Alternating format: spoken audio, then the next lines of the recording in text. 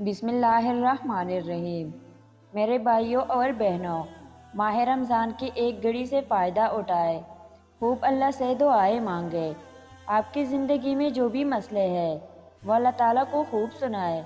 انشاءاللہ ان بابرکت راتوں اور دنوں کے صدقے آپ کے بڑے بڑے مسئلے حل ہو جائیں گے۔ آج کی اس ویڈیو میں ایک وظیفہ بتایا جائے گا۔ اگر آپ کی زندگی میں رزق کا بھی کسی بھی قسم کا مسئلہ ہے تو انشاءاللہ اس وظیفے کے پڑھنے سے ضرور حل ہوگا۔ اگر قرض ہے یا کام کا مسئلہ ہے انشاءاللہ ضرور حل ہوگا۔ کرنا آپ نے ایسا ہے، ایک تسبیح روزانہ پڑھنی ہے۔ زیادہ بھی پڑھ سکتے ہیں، کم بھی پڑھ سکتے ہیں، لیکن پڑھنی ضرور ہے باقاعدگی کے ساتھ۔ تسبیح میں کیا پڑھنا ہے؟ پہلے آپ نے 33 بار استغفر اللہ پڑھنا ہے۔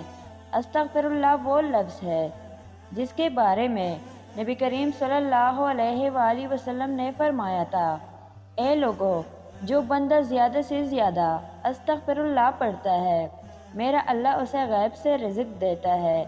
جب اللہ غیب سے رزق دے گا پھر وہ کتنا رزق ہوگا۔ اس کے بعد آپ نے 33 بار سورہ کوثر پڑھنا ہے۔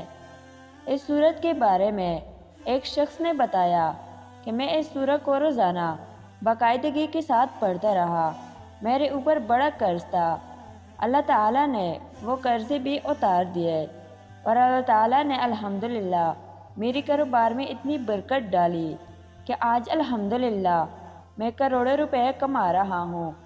تو سورہ کوثر رزق کے مسئلے حل کرانے کے لیے بہترین صورت ہے۔ تیسرا، آپ نے اسی تسبیح پر 33 بار پڑھنا ہے سورہ اخلاص۔ سورہ اخلاص کے بارے میں کتابوں میں یہاں تک آتا ہے کہ جو بندہ اس سورت کو زیادہ سے زیادہ پڑھتا ہے اللہ تعالیٰ اس پر کئی دروازے رزق کے کھول دیتا ہے۔